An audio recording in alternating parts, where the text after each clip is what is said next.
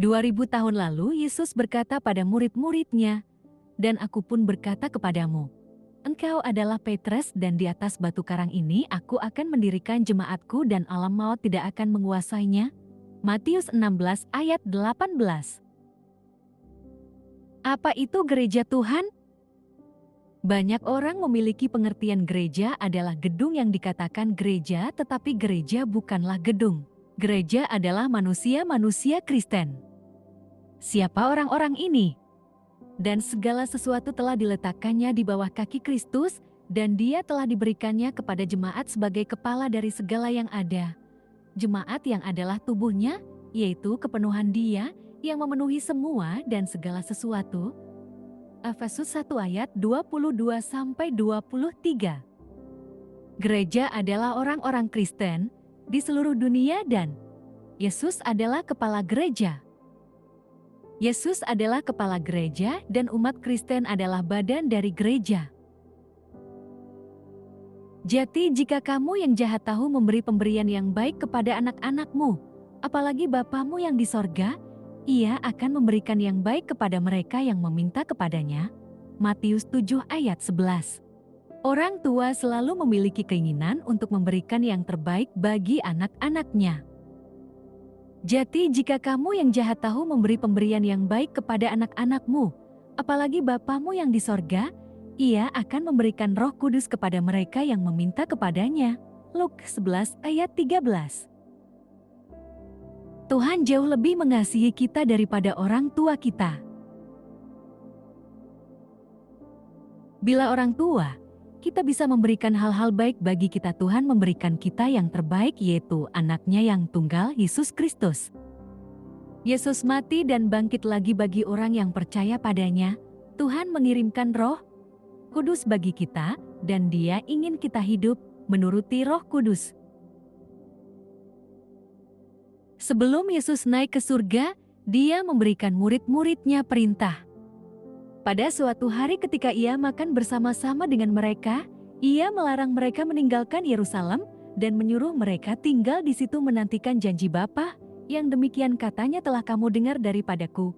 Sebab Yohanes membaptis dengan air, tetapi tidak lama lagi kamu akan dibaptis dengan Roh Kudus. Kisah Para Rasul 1 ayat 4-5.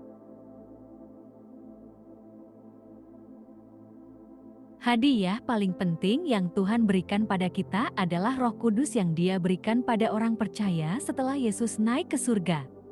Jikalau penghibur yang akan kuutus dari Bapa datang, yaitu Roh kebenaran yang keluar dari Bapa, Ia akan bersaksi tentang aku. Yohanes 15 ayat 26. Jawabnya, kau tidak perlu mengetahui masa dan waktu yang ditetapkan Bapa sendiri menurut kuasanya, tetapi kamu akan menerima kuasa kalau Roh Kudus turun ke atas kamu, dan kamu akan menjadi saksiku di Yerusalem dan di seluruh Yudea dan Samaria, dan sampai ke ujung bumi. Sesudah Ia mengatakan demikian, terangkatlah Ia disaksikan oleh mereka, dan awan menutupnya dari pandangan mereka. Kisah Para Rasul 1 ayat 7-9. Yesus Kristus duduk di sebelah kanan Bapa. Bapa mengirimkan Roh Kudus ke bumi pada anak-anaknya, seperti yang Dia janjikan. Saat hari Pentakosta tiba, mereka berada di satu tempat.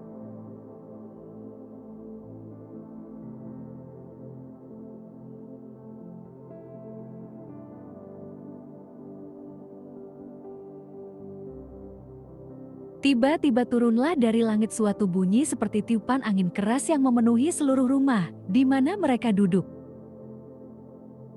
Dan tampaklah kepada mereka lidah-lidah seperti nyala api yang bertebaran dan hinggap pada mereka masing-masing. Maka penuhlah mereka dengan Roh Kudus, lalu mereka mulai berkata-kata dalam bahasa-bahasa lain, seperti yang diberikan oleh Roh itu kepada mereka untuk mengatakannya. Kisah Para Rasul 2 ayat 1-4. Maka bangkitlah Petrus berdiri dengan ke-11 rasul itu, dan dengan suara nyaring ia berkata kepada mereka, "Hai kamu orang Yahudi dan kamu semua yang tinggal di Yerusalem, ketahuilah dan camkanlah perkataanku ini." Kisah Para Rasul 2 ayat 14. Jawab Petrus kepada mereka, bertobatlah dan hendaklah kamu masing-masing memberi dirimu dibaptis dalam nama Yesus Kristus untuk pengampunan dosamu, maka kamu akan menerima karunia Roh Kudus, sebab bagi kamulah janji itu, dan bagi anak-anakmu dan bagi orang yang masih jauh, yaitu sebanyak yang akan dipanggil oleh Tuhan Allah kita. Kisah Para Rasul 2 ayat 38-39. Kuasa Roh Kudus dimanifestasikan di kalangan jemaat gereja mula-mula melalui pemberian karunia Roh Kudus oleh Bapa seperti berbahasa roh, bernubuat, kesembuhan, pengajaran, hikmat, dan lain-lain. Karunia-karunia Roh Kudus adalah pemberian Tuhan bagi para pengikut Yesus Kristus, agar mereka bisa membangun dan memperluas kerajaan Tuhan di muka bumi. Semua karunia roh datang dari Roh Kudus, Bapa, dan Tuhan Yesus, dan tujuan Tuhan memberikan karunia roh bagi pengikutnya adalah agar pengikutnya menggunakan karunia tersebut untuk membangun gereja Tuhan dan jemaat lain sesuai keinginan Tuhan. I have decided to follow Jesus.